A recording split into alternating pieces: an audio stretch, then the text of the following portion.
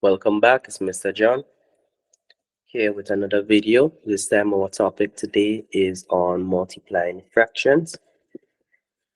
So in the last video, we would have looked at adding and subtracting of fractions. Let's say this is a common visualization of a fraction. This is a common form we would take, where n stands for the numerator, which is the top number.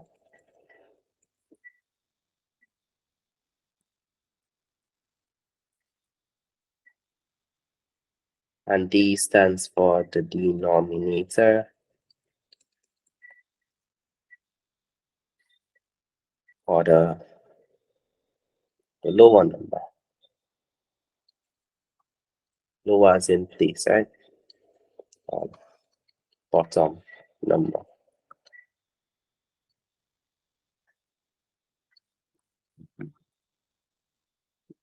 When we are multiplying fractions, we multiply numerator by numerator and denominator by denominator. Right, so numerator by numerator and denominator by denominator. So there are two ways we can multiply fractions. You can multiply first, and second, you can reduce. Right? So that is one way. The second way now, which I'm going to put in yellow, is you can reduce first, and then the next step would be to multiply. So I'm going to be showing both ways. So pause the video, take this down.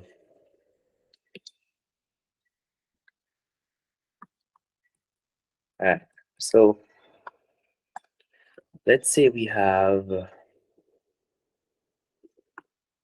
5/14 being multiplied by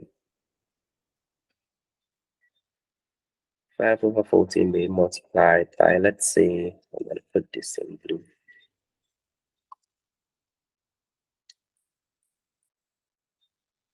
7/15.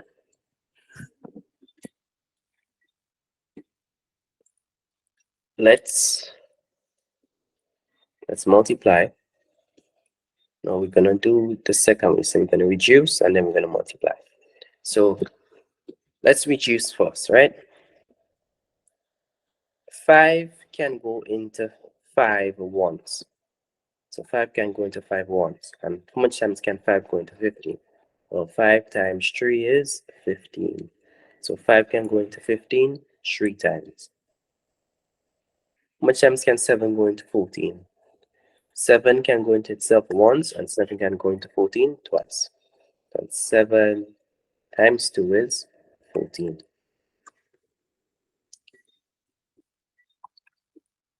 So just to rewrite what we have, actually let me write it lower. That's one corner. So this is what we now have. We have 1/2 being multiplied by 1/3.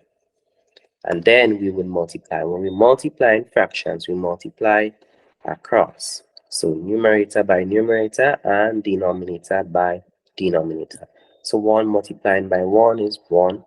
2 multiplying by 3, which is denominator multiplying by the denominator, that would be 6. Because 2 3s is 6. So we have 1/6.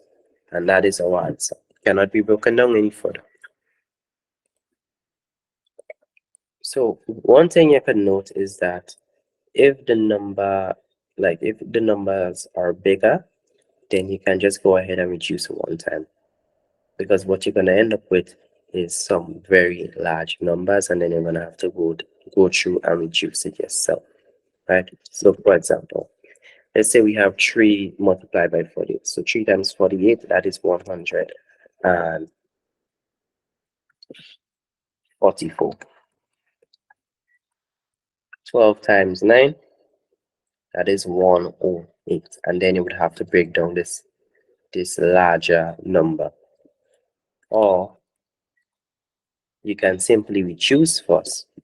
So you could say 3 can go into 3 once, and 3 can go into 9 3 times, and 12 can go into itself once, and 12 can go into 48. Which I'm saying, can 12 go into 48? 4 times, right? That's 12 1 or 2. 12 1 is 12, 12 2 is 24, 12 3 is 36, 12 4 is 48. So that is 4 times. And now you can multiply across. 1 multiplied by 4 is going to give you 4, and 1 multiplied by 3 is going to give you 3. So it's 3 over 4 over 3, sorry. So one more example for the root. So let's say I have 2 over 5 being multiplied by 6 over 20. Go ahead.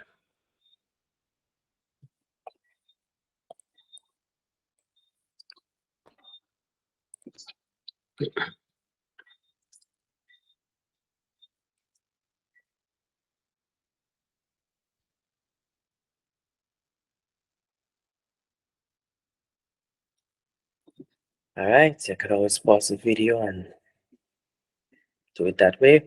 All right, so I'm gonna just multiply straight across, and then I'm going to reduce. So 2 multiplying by 6, 2 6 is 12, and 5 multiplying 20, 5 multiplied by 20, that is 100. That's 5 2 is 10, and you just add a 0 at 100, right? So 5 times 2 is 10, and just add a 0.